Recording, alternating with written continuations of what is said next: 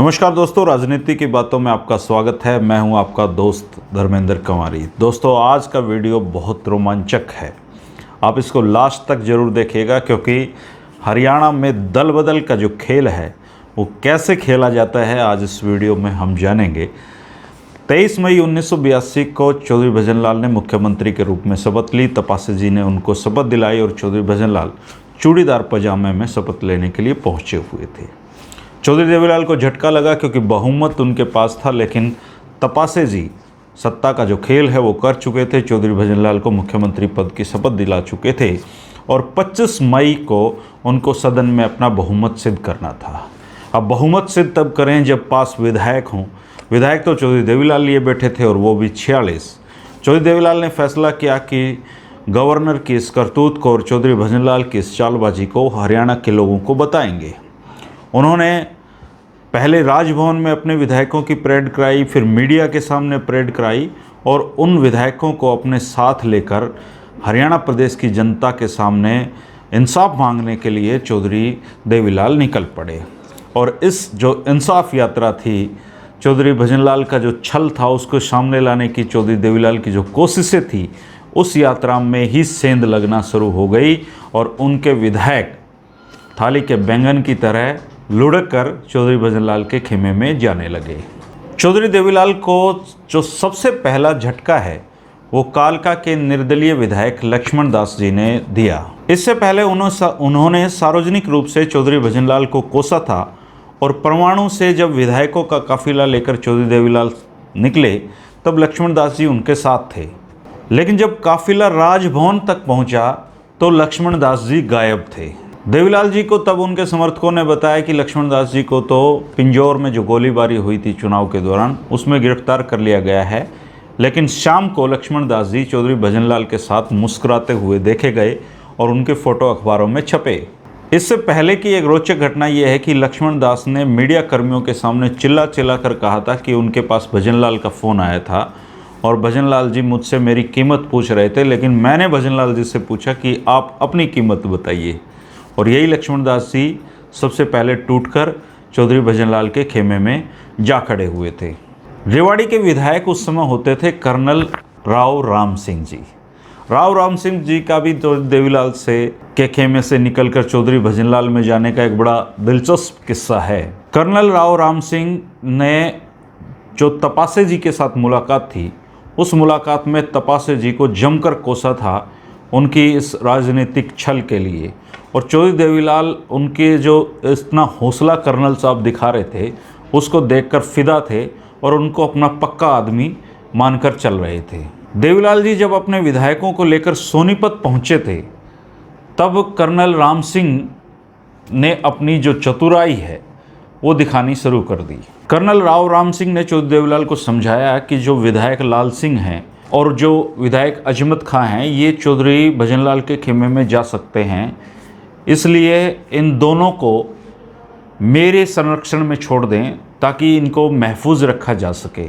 चौधरी देवीलाल ने कर्नल राव राम सिंह की बात पर भरोसा किया और दोनों विधायकों को उनकी कस्टडी में सुपुर्द कर दिया, और वो उन विधायकों को साथ लेकर गए और चौधरी जो भजनलाल हैं उनकी तिजोरी में जमा करवा दिया। एक रोचक किस्सा ये भी बताते हैं कि कर्नल राव राम सिंह को उठाने के लिए जब ये भनक दोनों खेमों को लगी तो उनका जो कमरा था उसमें दोनों जो चौधरी देवीलाल और चौधरी भजनलाल बिल्कुल एक समय पे उनको उठाने के लिए पहुँचे, और इधर से चौधरी भजनलाल उनका हाथ पकड़े हुए थे, इधर से देवीलाल, और दोनों एक तरफ से कर्नल राव राम सिंह को खींच रहे थे। तो राव राम सिंह को इस स्थिति में एक ही रास्ता दिखाई दिया, उन्होंने हाथ झटकर अपनी पिस्तौल निकाल ली और इसके बाद वो वहाँ से दोनों बाहर निकले। लेकिन कर्नल राव राम सिंह ने अंततः चौधरी भजनलाल के साथ ही जाना अपने हितों के लिए ज़रूरी समझा, और बाकायदा चौधरी भजनलाल ने उनको इसका इनाम भी दिया। उस समय के जो अखबार हैं और पत्रिकाएं हैं उनमें इन जो घटनाओं का विवरण खूब मिलता है। उस समय जींद के विधायक होते थे बृजमोहन सिंगला जी। बृजमोहन सिंगला जी का भी चौधरी देवीलाल के खेमे से चौधरी भजनलाल की तरफ भागना का एक दिलचस्प किस्सा उनके जो राजनीतिक उस समय साथी हैं वो सुनाया करते हैं। बताते हैं कि जो दिल्ली का रंजीत होटल है उसमें चौधरी देवीलाल ने अपने विधायक वहाँ पर रोके हुए थे और बृजमोहन सिंगला जी चौधरी भजनलाल के खेमे से जो ऑफ़र आ रहे थे वेटरों के ज़रिए या अलग अलग के ज़रिए, उससे प्रभावित थे और चौधरी भजनलाल के खेमे में जाना चाहते थे, लेकिन बाहर निकलने का उनको रास्ता नहीं मिल रहा था। लेकिन जो सिंगला साहब थे उन्होंने तरकीब लड़ाई और जो ड्रेन का जो पाइप होता है जो बाहर की साइड कमरे में लगा होता है, उससे उतरकर वो भजनलाल जी के शरण में चले गए। और जब भजनलाल जी ने अपना बहुमत सिद्ध किया तो उनके जो विधायकों की संख्या थी वो 57 थी। 20 विधायकों की जो हॉर्स ट्रेडिंग है उस समय चौधरी भजनलाल ने की थी और चौधरी देवीलाल के खेमे से तोड़कर उनको अपने खेमे में ले आए थे। 1985 तक चौधरी भजनलाल के खेमे में कुल 65 विधायक हो गए थे और उस समय ये कहावत हरियाणा में चली थी कि जिसके कंधे पर भजनलाल जी ने अपना हाथ रख दिया वो भजनलाल का हो गया। तो चौधरी भजनलाल का ये कौशल कहिए, राजनीतिक चतुराई कहिए, हॉर्स ट्रेडिंग कहिए, दल बदल कहिए, आया राम गया राम, चाहे जो नाम दें, उस समय हरियाणा की राजनीति में चौधरी भजनलाल ने जोर कौशलता दिखाई विधायकों को तोड़ने में।